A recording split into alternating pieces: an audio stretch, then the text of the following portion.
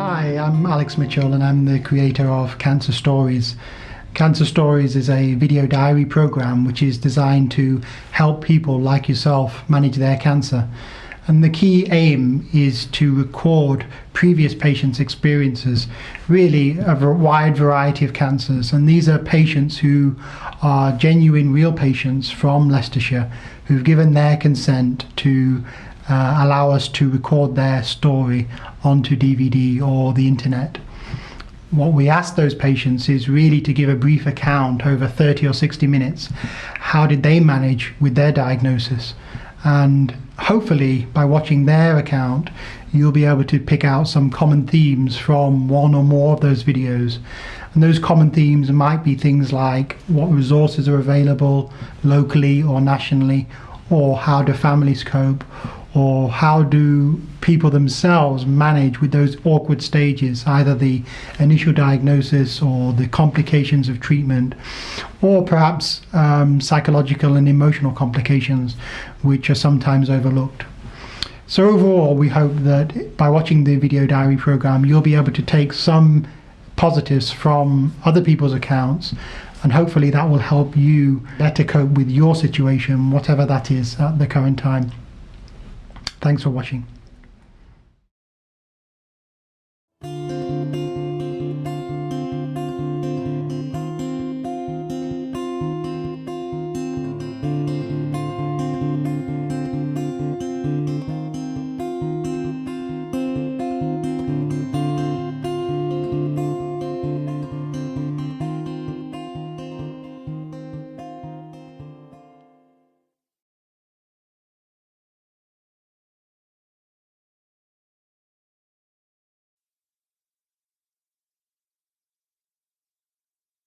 My name's Liz Doy. I live in Melton Mowbray. I'm 57. I was born in Long Eaton, but I moved to Melton about 30 years ago now. I was diagnosed with multiple myeloma in 2008 and commenced treatment then as well. At that particular time I had a partner living with me, but now I actually live on my own, and I unfortunately have to dialyse 3 times a week at Leicester General Hospital because the myeloma has affected my kidneys. My kidneys don't actually work anymore now.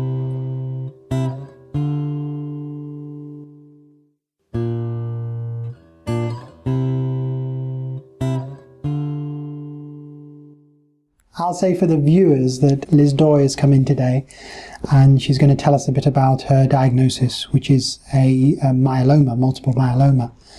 And I know you've had quite a few steps in that journey, and I think we could take any one of those straight away. It'll be quite interesting to people who may be at different stages themselves.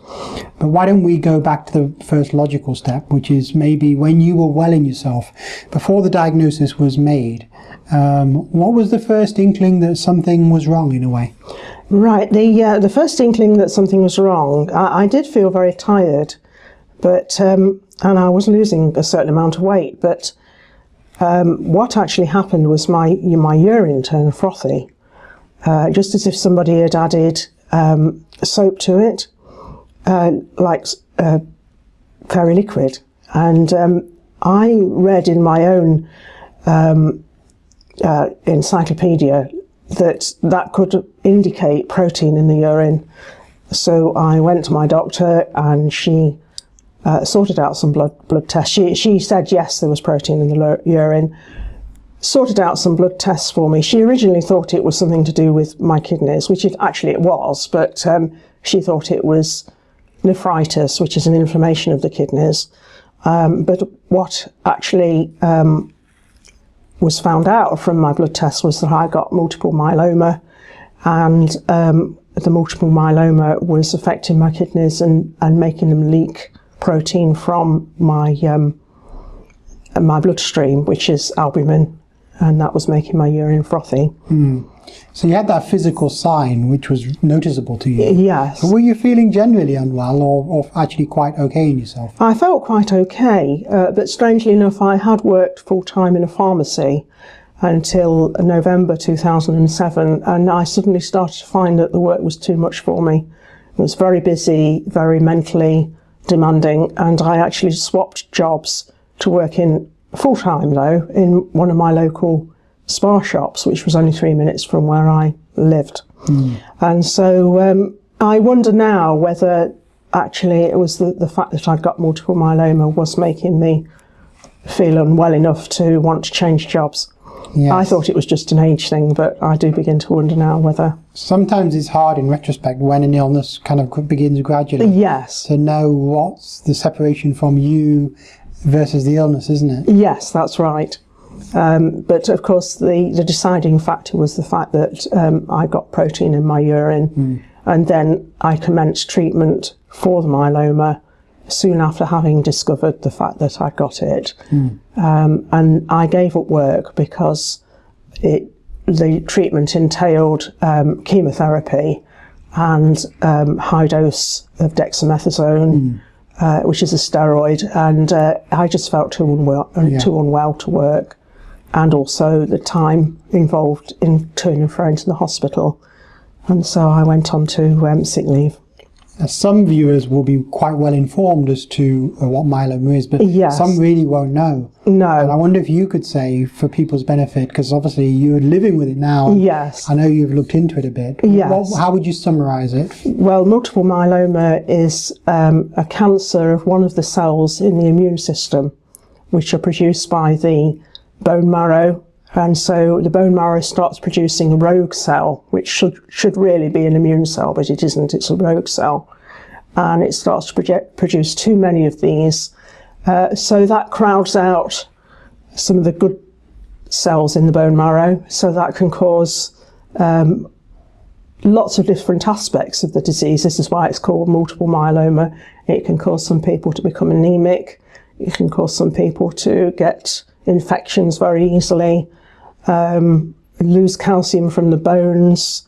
In my case, the rogue proteins have produced, the rogue immune cells have produced a rogue protein besides the paraprotein that is produced, which is an indicator of myeloma. They've also produced light chain proteins, which are being deposited in my organs, and this is what's caused my kidneys to fail.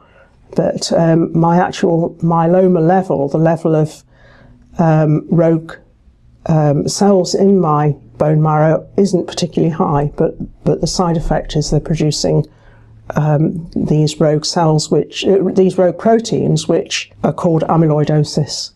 That's a very clear description. But I guess one of the unusual things about myeloma then is, from a medical point of view, people consider it to be a systemic disease and Yes. can affect different parts of the body. Yes, it can. And sometimes it's hard to control those diffuse effects. Yes, and there's different sorts of myeloma as well, depending on the proteins that are being produced, the paraproteins that are being produced by the myeloma. Yes, because there's different sorts of myeloma. they can be localized, can't they? In some cases? Yes. I mean, the particular myeloma that I've got can produce tumours outside the bone marrow, although that hasn't affected me, thank goodness.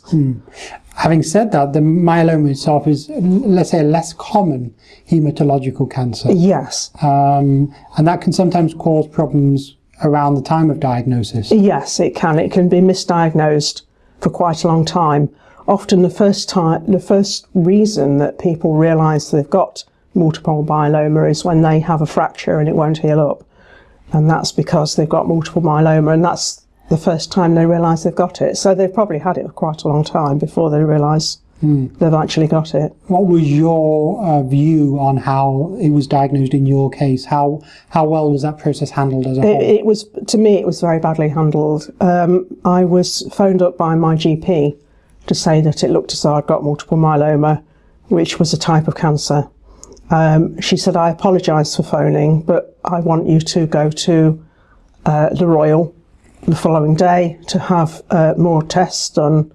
And I do wish she'd actually personally come round after she's a very good doctor, and I'm not pointing any fingers, but I do really wish it had been spoken to me face to face rather than on the telephone, which started really my collapse into depression from the word go. Because I do agree with you that disclosure of sensitive information is always a delicate area. Yes. And it's nice if the person's wishes, i.e. your wishes, can be taken into account about how that should be handled, really. Yes. I mean, just as after the process of disclosure, there's how much information is wanted or needed, and of course that varies. But I view the person themselves as the so-called prime mover, the one that's in charge, not so much us as the doctors telling you. Yes. And if you're saying that didn't go as well as you'd hoped, no, you suggest it wasn't done in the way you'd have liked. No, it wasn't, because I was with my partner at the time, and the first thing he did when I said that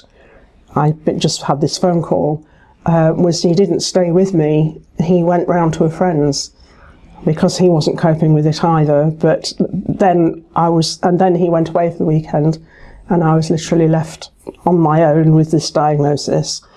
And I really do think that this is when things started to unravel with me. Yeah. Because I started to become obsessed with the fact that I'd got a life-limiting illness. Yeah, I mean, it's not a good sign if your partner wants to escape the immediate situation. No.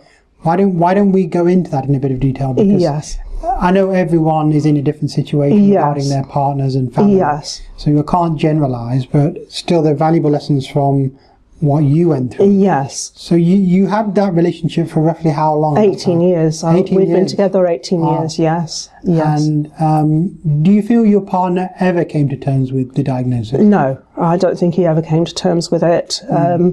After a few weeks, when I started to become very depressed about having this prognosis and diagnosis, he said, if you don't pull yourself together, I'm going to leave you. And of course that made me unravel even quicker. I became absolutely hopeless. I couldn't, every minute became a waking nightmare.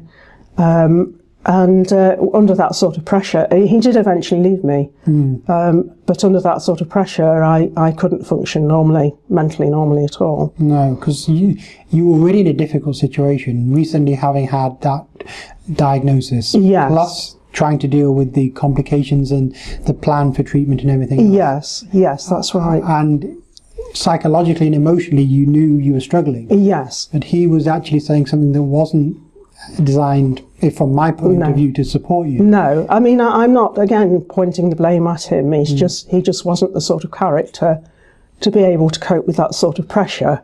And of course, we'd never had that sort of pressure before, so that had never come out in his character. Yeah. But I'm just saying that his reaction and the way he acted towards me really didn't help the situation. No, I totally can understand that. Yes, and I don't blame him for going. I was impossible to live with, and it must have been a terrible pressure for him, but it didn't help my situation at all. And also he started spending a lot of money, which is by the by. That's not good either. That's not good either, because I thought we were going to lose the house and everything. Yeah. Yeah, which just piled on problem after problem. I mean, what's clear to me from your description there is when people say partners find it hard to live with the diagnosis of X, it's the person and the ramifications of that illness. Yes. So he's really saying he if I'm not mistaken, that he didn't like the new you in a way. No. He didn't like the fact that you were different. He couldn't cope with the fact that my personality had altered completely. Yeah. And also where I'd been independent-natured and able to organise things and so on, I changed completely into being dependent in a way, to being saying, to saying to him, "Oh, you won't leave me," or something like that. Whereas I'd never said that before. You know, I became that.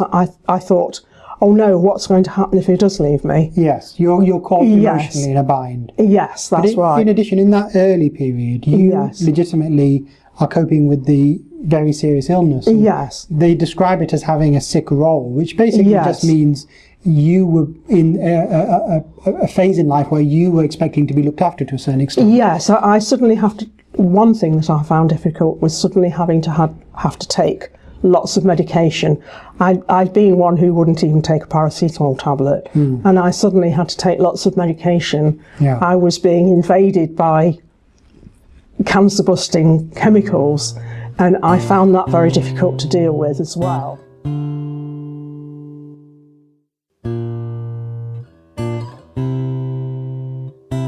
After about 5 months, I started to, it all started to go pear-shaped with my tablet taking, and I started to stop taking some of the dexamethasone because I knew it made me feel awful for a start. But I by that time I got that I didn't care anymore.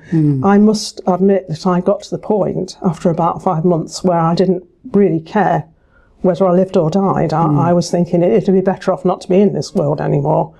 And consequently, I wasn't so bothered about taking the medication anymore. Yeah, now that to me is an extremely powerful statement. Because yes. You were in a kind of no-win situation mentally where yes. you didn't like where you were or where you were going. No. So the treatment that was on offer, which theoretically was working, was also coming into detriment, i.e. all the side effects. Yes. And so you thought, well, I can't see any point continuing. No. And that's the treatment. I just thought I'd be better off out of this world. I'd shut the world out in a way. I felt I've got a life-limiting illness. I can't even look at the day because it's a beautiful day, and I think I'm going to lose all this. Yeah. So I can't even look at it. I want to shut it all out. I might as well die now. It was a terrible way of thinking, but it started to overwhelm me. And I thought the only way out of this is to not exist anymore. Every hour became a living nightmare mentally. It was, I couldn't look at the world normally anymore. It was like, it wasn't me anymore looking at the world. I can't even begin to describe it, to be quite honest. There's not words to describe how I became. I mean, you're very brave to talk about those kind of emotions of feeling life's not worth living. I know when other people say that, sometimes people who've had a severe illness, who still, where the effects are still hanging over them, think, but I'm fighting for every day. How could somebody not want it anymore? That's right, yes. And does it seem odd now? Because you're really well now. And it's great to see you recovered from that phase. Yes. I know I'm skipping a huge amount of time, but does it seem odd looking back on that? I think that what I should have done, looking back on that, was accept antidepressants far sooner than I did. But I was being offered antidepressants when I'd already got to the stage of thinking, life's not worth living, I can't see any future, this is awful. I'm going to die, what's the point, I'm going to end up on dialysis, which I actually have ended up on, and it's not so bad after all, but because I was offered antidepressants at that particular point, I wouldn't take them correctly. Now what I should have done was stick with them for at least 6 weeks, and I think ultimately what did the trick was I was offered antidepressants and anti-anxiety tablets concurrently. And as soon as I started to take the anti-anxiety tablets, my brain started to calm down. I started to feel normal again to a certain extent. And that channeled me into taking the antidepressants and sticking with it for at least 6 weeks. And then suddenly, my normal brain started to come back to me. Yeah. It was like miraculous in a way. I never thought that I'd ever start to feel normal again, but I did. Now, I know a lot of people are not a big fan of medication in general, like you weren't yourself. I wasn't, no. And some people specifically don't like antidepressants and tablets of that generation, including the anti-anxiety tablets. Yes. And I would say myself, it's not that everyone has to have them in every situation at all. But as a facilitatory thing, where you're totally stuck, and you use them to help get back to a little bit more in that kind of rational, logical frame of mind, they can sometimes be useful. They were incredibly useful. I would never have got through it without them. I really think that they were the turning point. And the anti-anxiety ones also you had for a period of time, which are actually the benzodiazepines, which again, have a mixed kind of message in terms Yes. of medical view. Yes. We're cautious because they can be addictive in the long They term. can, yes. I'm not addicted to them, although I do still have them on prescription and just take them very occasionally. Yeah. Usually if I'm starting to feel, oh no, I've got to go for dialysis, that sort of gloomy, overwhelming feeling, I occasionally take a diazepam tablet, but very, very unusual now for me to have to take them. It's reassuring to know they can be taken safely. Yes. Yes. And with a positive effect. I certainly didn't become addicted to them, but they were the one factor that kept me going to take the antidepressants. And it was just coincidentally, when I started to take the antidepressants, I also started dialysis. So I started to feel physically better as well as mentally better over those 6 weeks. And after the 6 weeks, I suddenly started to think, hey, I can go back to living at home on my own. I can live an independent life. I was starting to realise that I could control things in my life. So you actually taken a lot of steps there, because let's not forget, if I'm getting the timeline correct, your partner had left by Yes, he'd left me. So you were basically coping, well, on your own or with limited resources. Yes, I'd had a stem cell transplant in the summer of 2009. Now my partner had left me in the spring, and because I had nobody to actually care for me after my stem cell transplant, I couldn't live on my own. I had to go and live with my mother, and I was actually with her for about a year, because I never really got better from the stem cell transplant because my kidneys started to fail. As I should have been getting better from the stem cell transplant, my kidneys started to fail, and so I never really got better until I started dialysis. And then eventually I got back to live at home at my own house and independently, which I thoroughly enjoy. I love living on my own. So you've taken a lot of steps in that period of time. Yes. Before we get too far ahead though, we have missed out a little bit about the treatment and what you were offered. So what was actually offered medically over that period of time? You mentioned the stem cells. Yes. Anything else? Yes, I was originally given, my chemotherapy was in tablet form. And so I was on 3 different sorts of tablets. So you were able to take those at home? Yes, I was able to take those at home, and I was checked on every 3 weeks.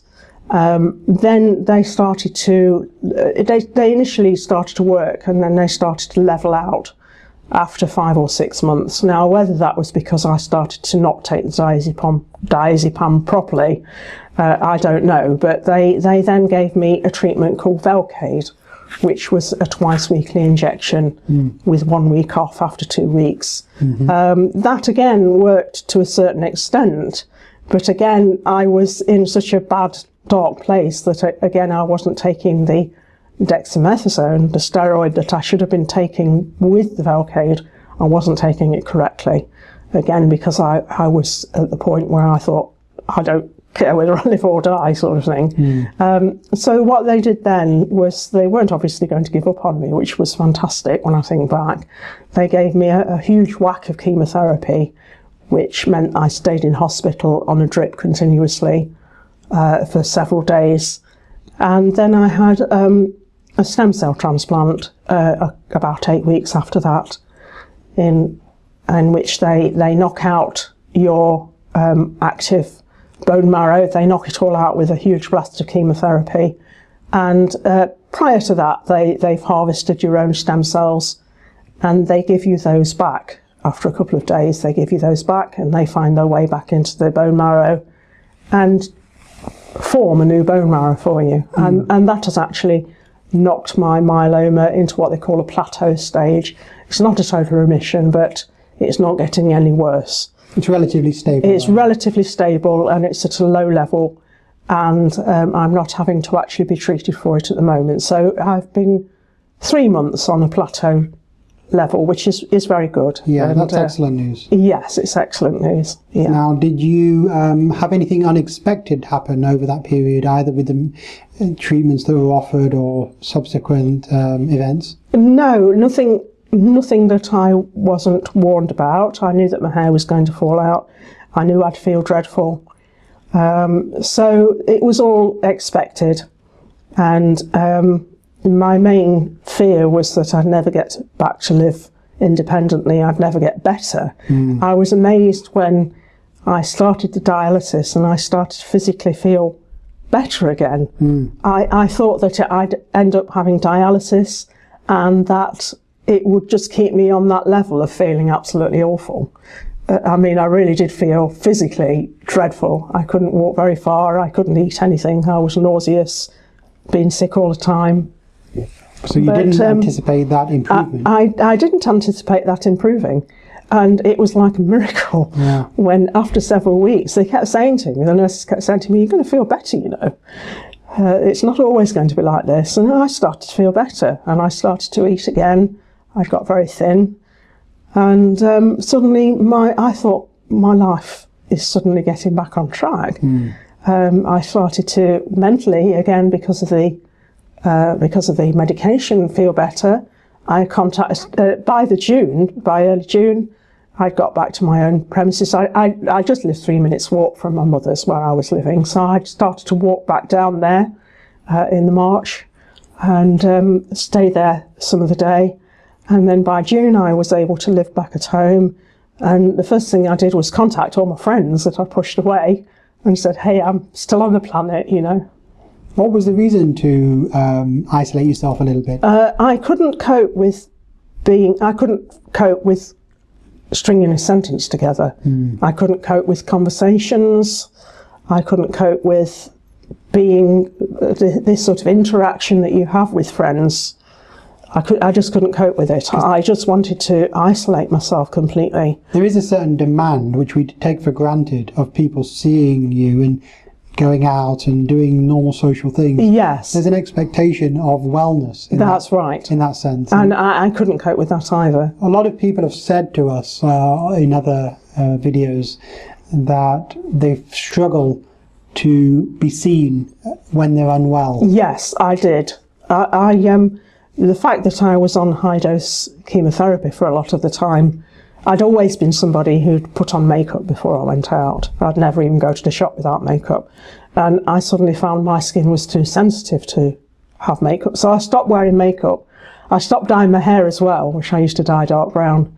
And so to me, I looked ghastly. And then, of course, my hair fell out anyway. So I felt even ghastlier. You had a lot of reinforcers to tell you that I'm different now. Yes, that's right. And it took a while to get to acknowledge that I looked different. Of course, when my hair started to regrow, I never did bother with a wig because I looked ridiculous with wigs on. So I used a scarf. But as soon as my hair did start to regrow, it was very short and very curly. And it was a totally different image that I was putting forth. And as soon as I got to see all my friends again, and there was one particular friend who wouldn't be pushed away. She stayed with me throughout, and she saw all my hair fall out. She saw how dreadful I looked. Again, whilst my kidneys were failing, I got what they call nephrotic syndrome, so I was retaining loads and loads of water. So I got to look as though I was getting really podgy, but I wasn't really. It was just water retention. So I went through all this physical changes to me, and I didn't want to be seen, to be honest, either. But you had that friend who refused to go. She refused to go. She was like my guardian angel. She was amazing. I bet that was a real asset to have her around. She is and still is a real asset. She's a marvellous friend, and she never gave up on me. My other friend said, well, you know where we are. If you need us, when you feel like getting in touch again, get in touch, but you know where we are. But she just said, she kept banging on, no, I'm coming round to see you, I'm ringing you up. I won't give up on you, you know. And it's definitely helpful to have people like that. Yes, she was marvellous. Yes. Sometimes I wonder, when there isn't somebody like that around, whether the hospital system can fill in for that absence. I think they did with me to a great extent, because they gave me a psycho-oncology nurse who came out to see me every 3 weeks.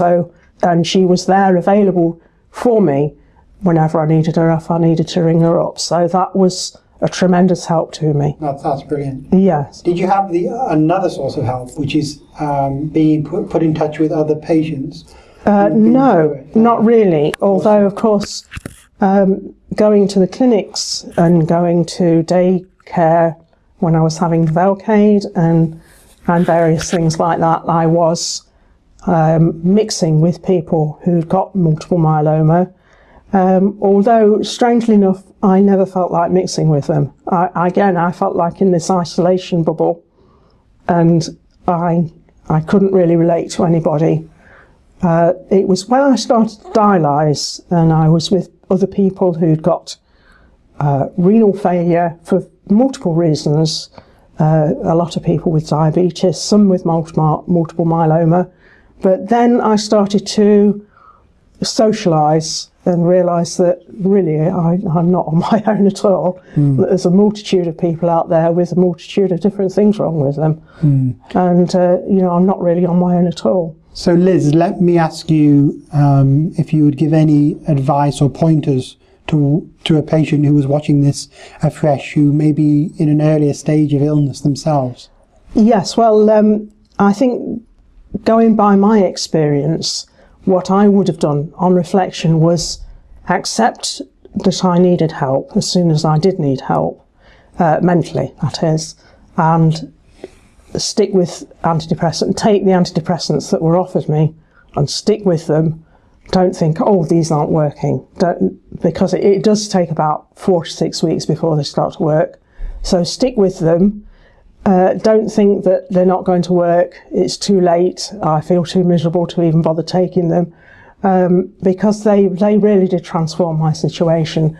And also to try and, I know it's very difficult at the early stages, but try and go with the philosophy that I have now learned, which is, as I've said, live every day at a time. The future only happens one day at a time, and don't think too far ahead. Enjoy every day as it comes, and all the rest of the things that I've said. Don't start thinking, oh, I'm not going to have a retirement. I'm not going to live to be 80 or whatever. Don't think that far in the future. Just try not to dwell on those try not to dwell losses. On those things. No, don't dwell on the losses.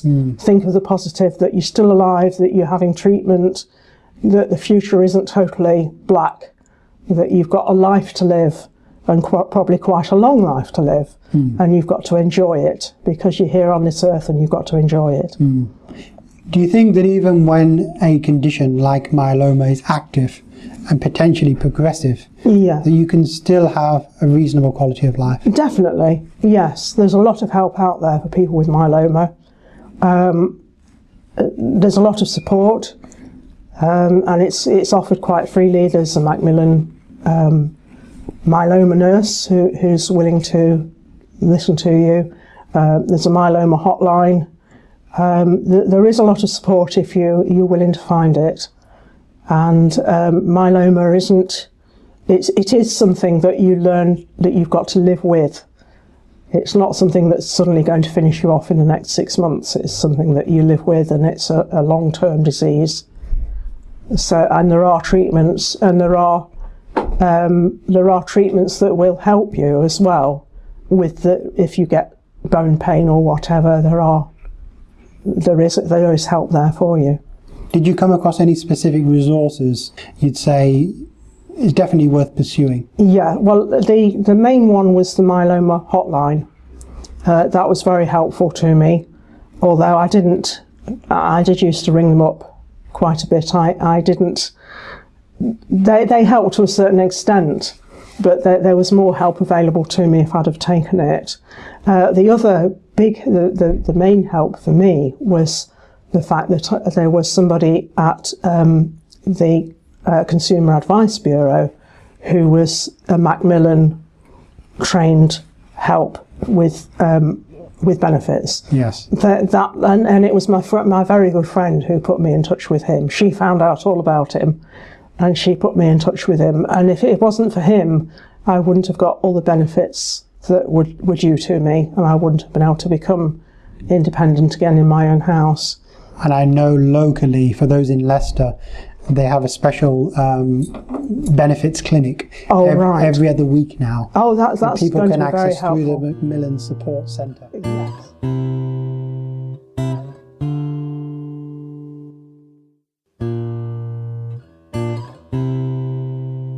ever have access to any other alternative treatments, maybe complementary therapies, non-NHS volunteers or anything like that? Well, I had literature, but I never pursued it really. I was mentally just too...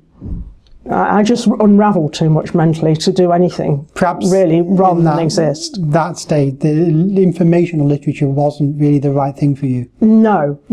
Probably face-to-face would have been better. And would you have responded, if we'd been more proactive for you, which, any hospital or organisation can always say, well, we'll do more rather than less. Yes. I'm just interested whether you would have said, I would have accepted more help if it had been. Yeah, I might have done. It was very difficult. I was in a very strange situation where when I did see my psycho-oncology nurse, I tried to appear brighter than I really was.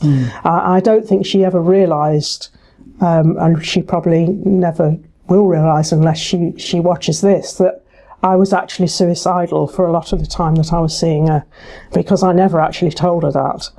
But I was actually, the only thing that I thought of, the mornings were the worst. When I woke up in the mornings, it was excruciating, because I thought, no, I've got to get through another day with this awful mental, overwhelming feeling of out of control. And I thought the only way I can get through the day is to think of ways that I can finish myself off.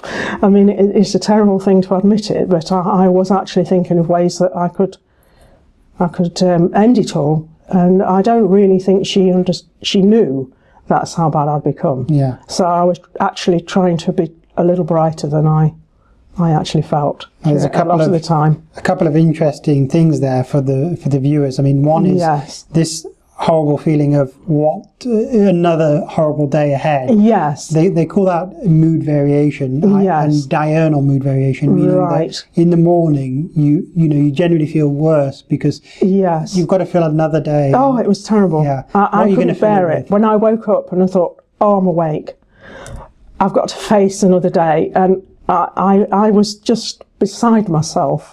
Now, the other thing is, of course, it's horrible to have those suicidal thoughts. But, yes. Almost paradoxically, I don't know if you agree with this. Yes. Sometimes you can have a suicidal thought in the back of your mind, which is almost like a safety net. It was. I've got a way out if I really. That's right. It was the only way. This does sound paradoxical, but you've actually put it into words. The only way I got through the day was to think to myself, well, there's going to be a way that I can end all this. Yeah.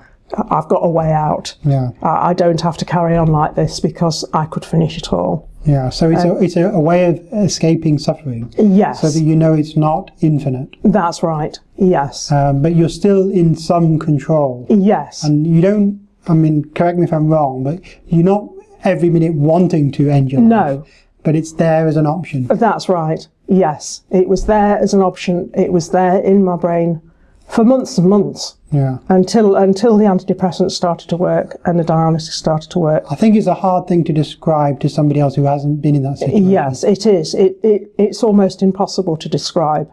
Words don't. It was like being down the deepest, darkest pit. I've heard people describe it like that, but it really was. I never thought I'd climb out of it. And this really weird feeling that I wasn't even thinking normally. My brain was racing. I'd got a lot of worries that were all crashing in at the same time, which probably wouldn't be the same for a lot of people diagnosed with cancer. But in my situation, I got the fact that my partner would probably leave me. He was spending loads and loads too much money all of a sudden, probably as a way of, he was trying to cope. I thought I might lose my house. I did actually lose my dogs. I'd got 3 pet dogs that I was absolutely devoted to, but they had to be rehomed, which was the worst. It was worse. That was worse than being diagnosed with myeloma.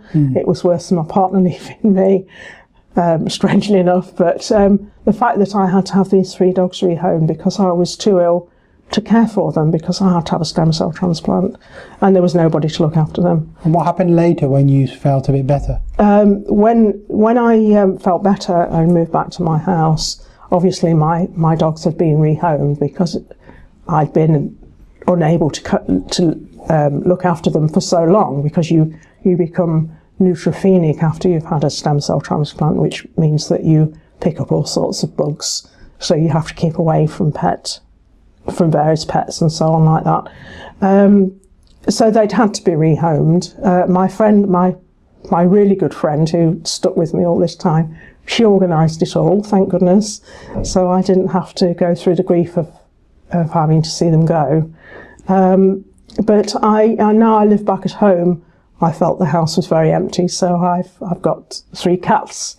I adopted 3 cats because I can look after cats, whereas half the time I wouldn't have the energy to walk dogs. So cats are more independent, aren't they? Yeah, cats are more independent. So I've got 3 house cats that have. And although they need feeding, I suspect they occupy themselves a lot. They occupy themselves a lot. They're very devoted companions, but they're very independent, and it means I can leave them for half the day when I have to go and have dialysis without having to worry about anybody going around and letting them out and so on. So I've got, my quality of life has returned, although it's in a certainly in a different way. Yes.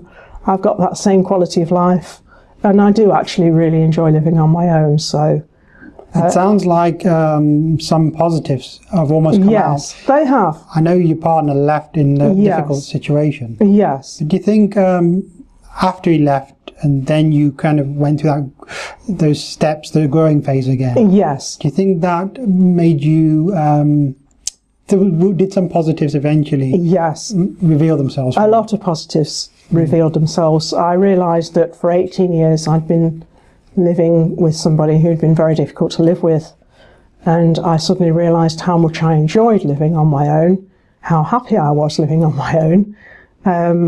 Now previously, before I'd met him, I lived on my own for a few years, so it wasn't a new thing to live on my own. And again, I regained that sort of confidence with my life. Although I'm not well enough to work anymore, I'm able to, I never thought I'd be able to organise benefits or anything for me.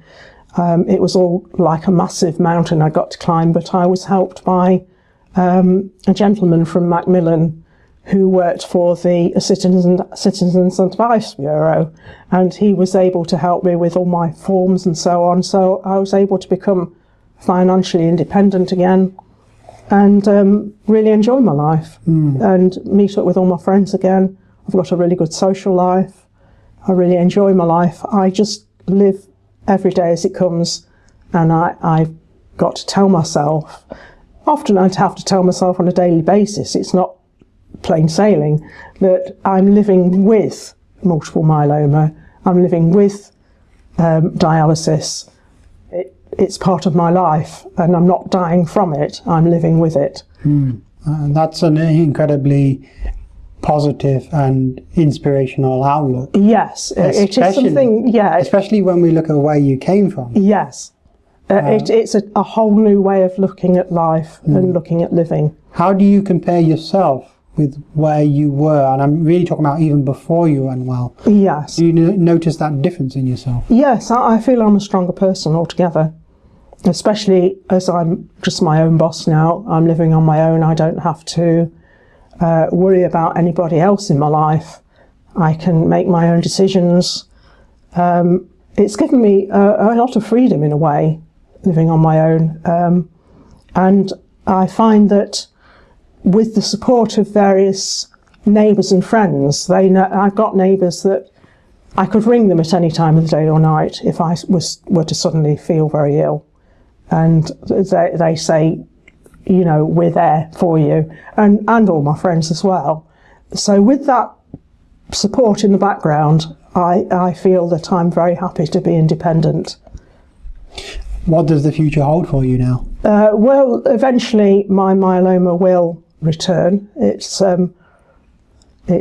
pretty definite eventually that I will have to need more treatment, but there's new treatment coming out all the time for myeloma and for amyloidosis as well, which is usually treated in the same way as myeloma, but there are actually drugs coming out that can attack the amyloid deposits. This is all very new, but the future's very bright as it comes to myeloma treatment and amyloid treatment.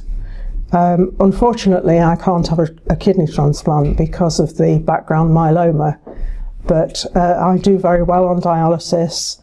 My clearance rate, which means the rate at which the poisons are taken out of my system, is very good. So I feel very well on dialysis. So I'm quite happy to continue on dialysis indefinitely. It sounds like you've crossed a very important kind of bridge, which not everybody's able to, which is being able to face the prospect of your cancer. Yes. Or myeloma coming back. Yes. But not being unduly overburdened by it. No, I'm not. I've had to, it took an immense amount of mental effort to get where I am now. It wasn't easy, but I can face the future quite happily, especially with saying the future happens one day at a time. And also, I'm living with the illnesses that I've got. I'm not dying from them, I'm living with them. And if I can keep that way of thinking with me, I'm fine. Absolutely fine. I really admire that outlook. Yes. And I hope other people watching this will be able to take a lot of lessons from what you said. Well, I hope so, because there is light always at the end of the tunnel. And every day is worth living. Definitely. Yes. And I wish you all the best for the future. Thank you very much. Thank you.